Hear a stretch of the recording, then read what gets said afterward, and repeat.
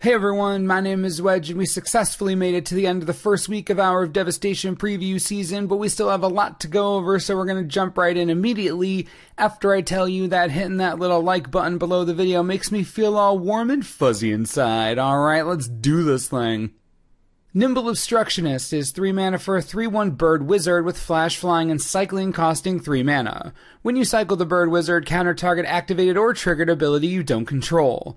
Impressive card to say the least. The fact that it cycles and replaces itself makes it absolutely playable in Modern for sure. Countering an activated or triggered ability means that it stops fetch lands, it can stop planeswalker abilities, literally any activated or triggered ability. This is why Stifle is so popular. But the difference here is that this card replaces itself when you do it, so you effectively don't lose anything. Pretty solid card advantage if you ask me. It may not seem too flashy, but it's certainly worth a shot in Modern. Just absolutely, it's a solid card.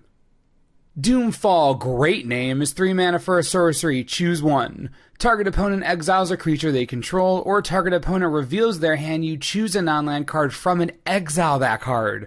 Holy cracker jacks, talk about a rough decision. Either way, you're exiling something. The first ability does give them a choice, but you get to decide which to do, which means the control is in your hands. You choose what's best for you. I like it a lot for limited and possibly standard. I love the wording on this card, it's real solid. Torment of Hellfire, great name, is X and double black for a sorcery. Repeat the following process X times. Each opponent loses 3 life unless that player sacrifices a non-land permanent or discards a card. And you get to repeat this X times? I mean, yeah, I'm so in for this. Even if you spend 5 total mana to cast this, each of your opponents have to lose 3 life or deal with card disadvantage 3 different times. Not to mention that art is 100% awesome. I'm really starting to enjoy cards like this. Yes, there's an option, but you're getting value either way. I'm a big fan. Torment of Scarabs is 4 mana for an enchant player or a curse. At the beginning of enchanted player's upkeep, that player loses 3 life unless they sacrifice a non-land permanent or discard a card. I like this a little less because they get to discard to keep it at bay, but if this sticks around long enough, you're stripping your opponent of all resources, or they're taking a bolt to the face on each of their upkeeps. I've always enjoyed cards that work this way, and in the right limited deck, this is going to make someone real upset. Sign me up. Torment of Venom is 2 of anything and 2 black for an instant. Put 3 -1/-1 counters on target creature. Its controller loses 3 life unless they sacrifice another non-land permanent or discard a card. I love this design. So for 4 mana, you get to nuke a creature -3/-3 permanently, and then you force your opponent to lose 3 life unless they ditch something that isn't their creature you just turned into a baby. The design on these cards are top notch.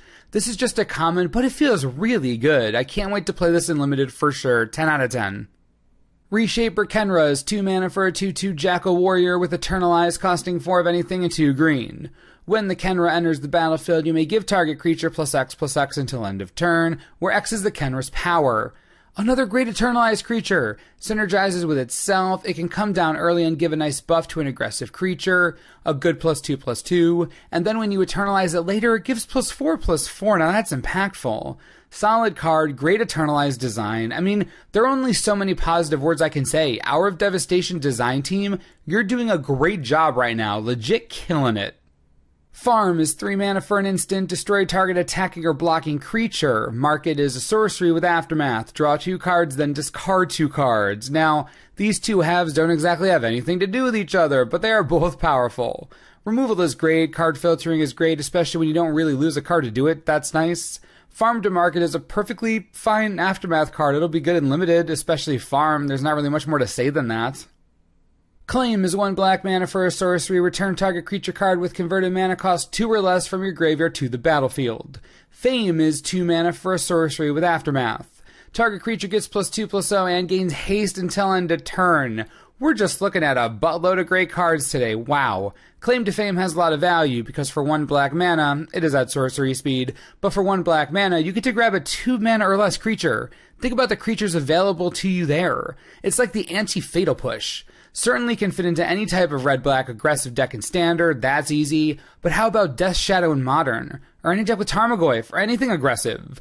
The card is impressively flexible. This is exactly what we should have been getting from Aftermath cards in Amonkhet. My goodness, this is a great card. Keep an eye on this one. Struggle is 3 mana for an instant. Struggle deals damage to target creature equal to the number of lands you control. Survive is a sorcery with Aftermath. Each player shuffles their graveyard into their library. Another Aftermath split card that's just out of nowhere as far as I'm concerned. For all the synergy that we've been looking at so far today, this card is way out there. I'm sorry. I just have no idea how this really synergizes with anything. I guess you can kill something, then if they could use it from their graveyard, you just shuffle it back. I don't know. Even if that were the point, I don't like it. You're just giving them all their cards back. I'm not a huge fan here. Now, today was definitely an interesting Hour of Devastation preview day. We saw a lot of cards that synergize really well with themselves and each other, a lot of cards that were clearly very well designed, and then a few that just were not. So confusing. But overall, I think it's important to recognize that we're looking at a set that's clearly tried to master Eternalize, Exert, and Aftermath.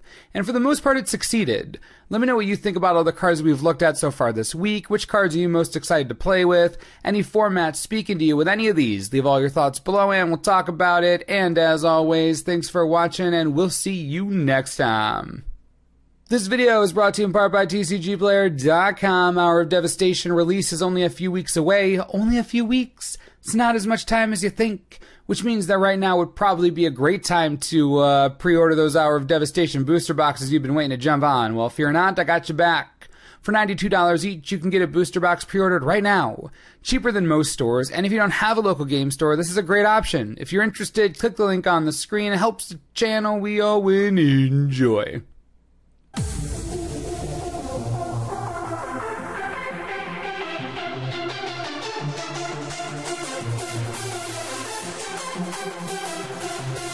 What?